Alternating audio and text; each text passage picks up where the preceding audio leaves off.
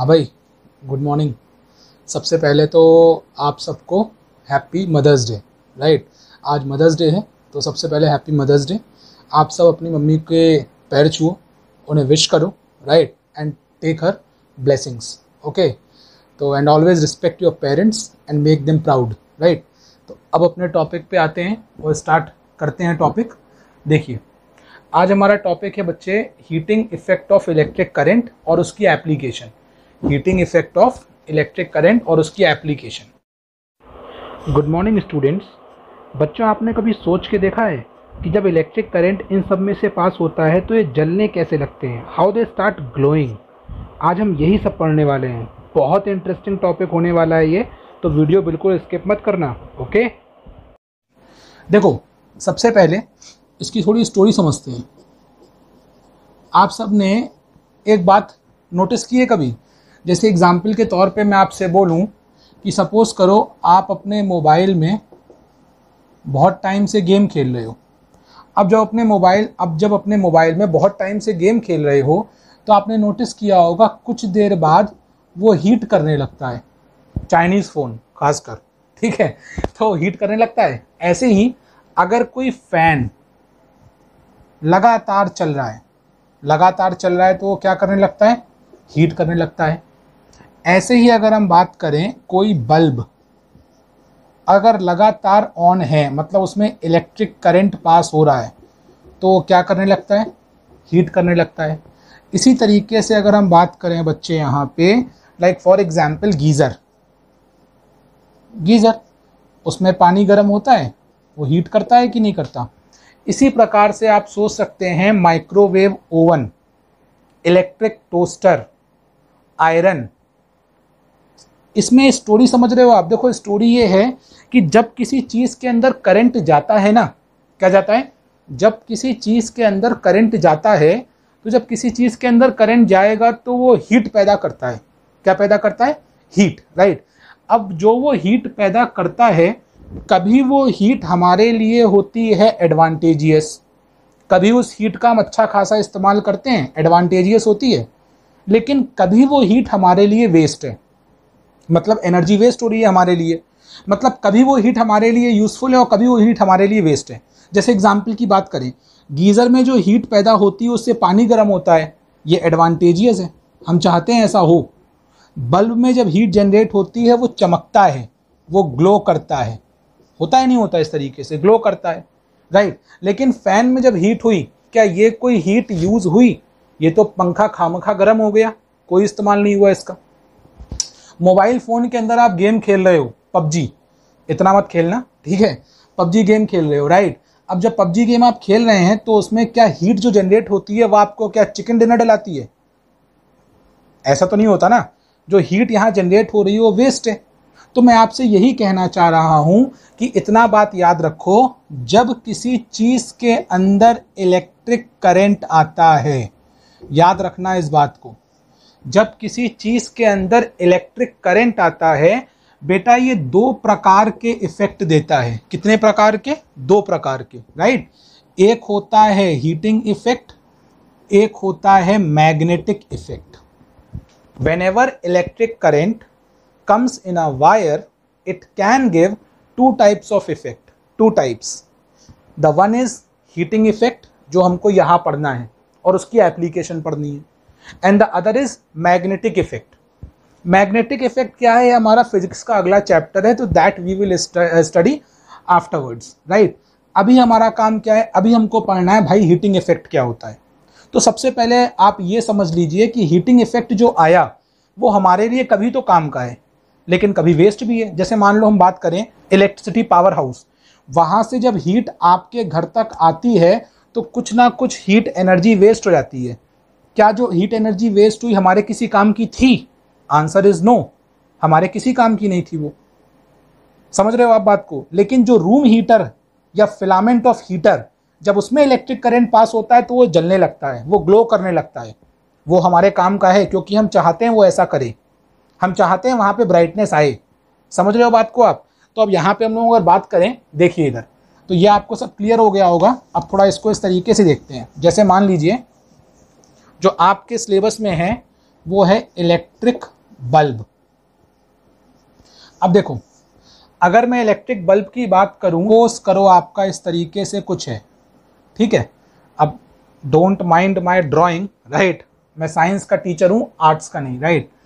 तो अब यहाँ पे आपने देखा होगा इस तरीके से इसमें होता है फिलामेंट। जो ये वाला हिस्सा है बच्चे, ये होता है इसका फिलामेंट। क्या होता है? फिलामेंट। अब जब इस फिलामेंट में इलेक्ट्रिक करंट पास होता है, क्या होता है? Electric current. जैसे ही इस फिलामेंट में इलेक्ट्रिक करंट पास हुआ, ये क्या होने लगता है? हीट। क्या होने लगा? हीट। और हीट होने से ये क्या होने लगता है? ये ग्लो करने लगता है। क्या करता है? ग्लो करता है। मतलब जो हीट एनर्जी यहां पैदा हो रही है वो लाइट एनर्जी में कन्वर्ट हो रही है। यस और नो? सोच के देख लो आप, यही तो देखते हो और आपने पढ़ा भी होगा। लेकिन यहां पे ध्यान देने वाली बात क्या है, जो फिलामेंट है ये बना होता है टंगस्टन का। किसका? टंगस्टन।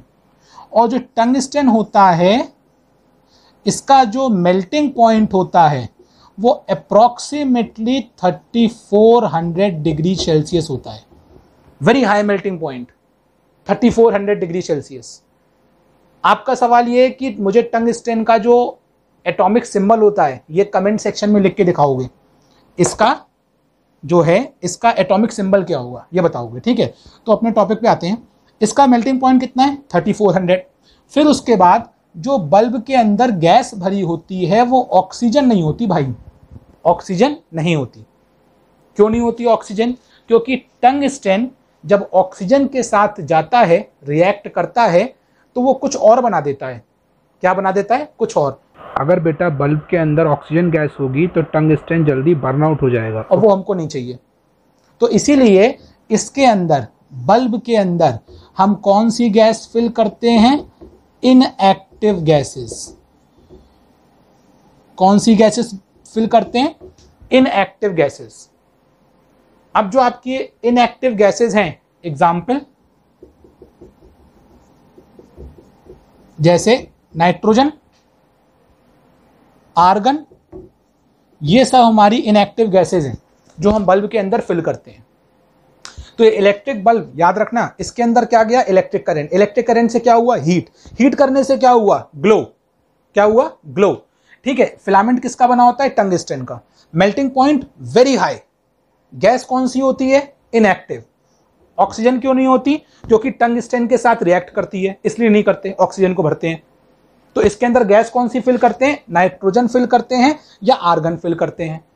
यहां तक सब कुछ क्लियर है? यहां तक सब कुछ क्लियर है, राइट। अब देखिए, इतना सब कुछ जो हो गया यहां पे, तो हमने यहां पे क्या देखा? हमने कहा भाई यहां पे हीटिंग इफेक्ट आ गया। हीटिंग इफेक्ट के कारण ये सारा का सारा चीजें हुआ है, ये ग्लो कराया, जो भी कुछ इसके अंदर हुआ, ठीक है। अब इसी के अंदर एक बात और करते हैं। देखिए, जैसे मान लीजिए मैं आपसे बात करूं, जो हीटिंग इफेक्ट है, ये एक साइंटिस्ट थे, उनका नाम था जेम्स जूल। क्या नाम था? James joule. हीटिंग इफेक्ट जो था वो एक साइंटिस्ट थे, जेम्स जूल, उन्होंने इसके बारे में बताया था काफी डिटेल में। उन्होंने एक्सपेरिमेंट किए और एक्सपेरिमेंट के बेसिस पर, याद रखिएगा, एक्सपेरिमेंट के बेसिस पर एक रिलेशन निकाल के दिया। उस रिलेशन का नाम था H = I²RT। क्या रिलेशन निकाल के दिया बेटा? I²RT। ठीक है। क्या रिलेशन निकाल के दिया? I²RT।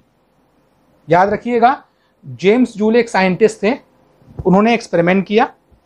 एक्सपेरिमेंट के बेसिस पर उन्होंने हीटिंग इफेक्ट का एक फॉर्मूला क्या निकाल के दिया? I²RT। इसीलिए आपकी बुक्स में ये लिखा होता है कि this is the heating effect of electric current. ये होता है, सबसे पहले लिखा होता है ये। इसके बाद और भी फॉर्मूले होते हैं, जैसे VIT होता है, और भी कई सारे फॉर्मूले हैं, लेकिन this is the main formula जो जेम्स जूल ने सबसे पहले बताया था। This is the main formula जो जेम्स जूल ने सबसे पहले एक्सप्लेन करा था। ठीक है। अब देखिए, अगर मैं किसी बच्चे से ये पूछूं कि ये हीट आई कैसे, जैसे मान लीजिए मैं आपसे कहता हूं कि ये कोई वायर है, भाई अभी तक हम यही बात तो कर रहे हैं, ये वायर है, वायर के अंदर क्या आता है, on passing electric current. Wire के अंदर क्या पास किया हमने, इलेक्ट्रिक करंट है। अब वायर के अंदर मैंने क्या पास किया, इलेक्ट्रिक करंट। अब जब वायर के अंदर मैंने इलेक्ट्रिक करंट पास किया तो इलेक्ट्रिक करंट पास होने से आएगा क्या भाई, इलेक्ट्रिक करंट पास होने से जो ये अप्लायंस है ये क्या होने लगेगी, ये हीट होने लगेगी। जो ये अप्लायंस है ये क्या होने लगी, हीट होने लगी। तो सवाल है इसके अंदर हीट आई कैसे। आपको याद है मैंने रेसिस्टेंस आपको पढ़ाया था भाई, अगर मैं किसी वायर को बनाऊं माइक्रोस्कोपिक व्यू से तो इसके अंदर क्या होते हैं, कई सारे एटम्स हैं, कई सारे एटम्स, जैसे एक एटम ये रहा, दूसरा ये रहा, तीसरा ये रहा, चौथा ये रहा, पांचवा ये रहा, ये प्लस है और ये माइनस है। अब जो इलेक्ट्रॉन्स हैं, फ्री इलेक्ट्रॉन्स, वो सारे के सारे फ्री इलेक्ट्रॉन कहाँ जाना चाहते हैं, प्लस के पास।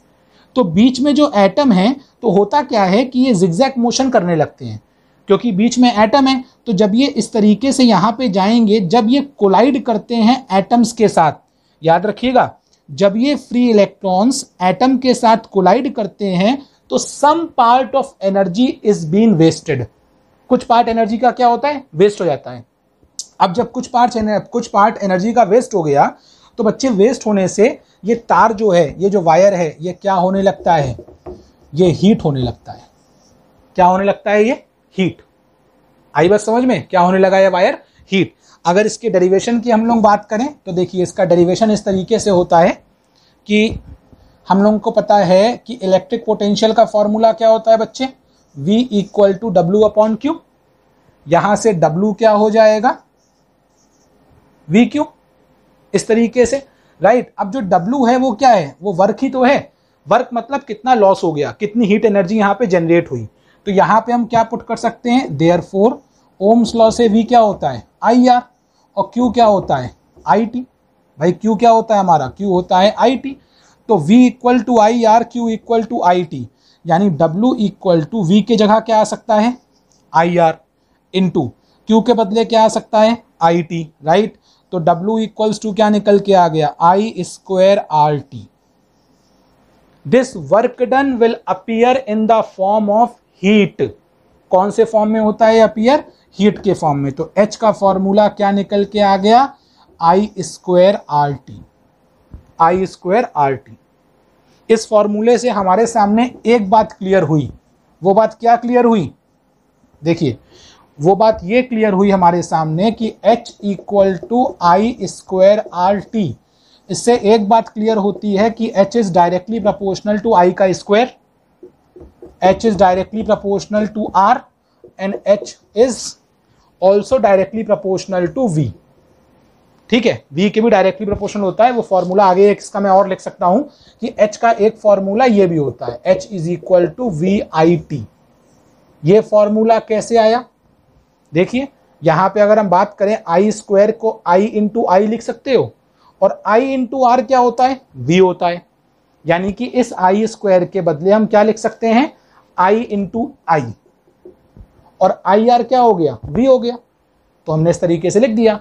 इसमें एक बात याद रखिएगा, ये तीनों, ठीक है। नाउ अब यहाँ पे अगर बात करें, इसके ऊपर एग्जाम में सवाल आता है, ये एग्जाम के लिए आपका इंपॉर्टेंट है।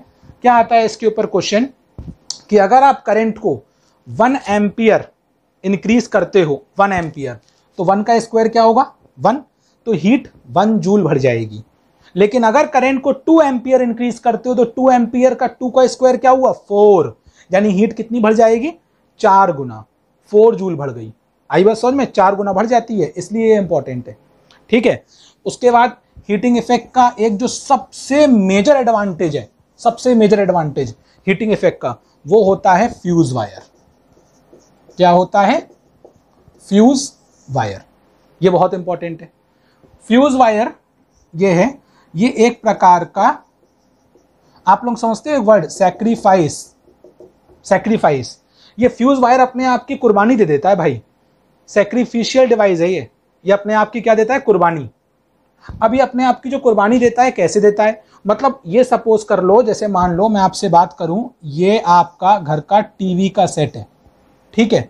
ये यहाँ पे आ रहा है करंट, भाई करंट से ही तो काम करेगा, ये करंट आ रहा है। सपोज करो करंट की वैल्यू एकदम से बढ़ जाए, करंट की वैल्यू एकदम से इंक्रीज कर जाए।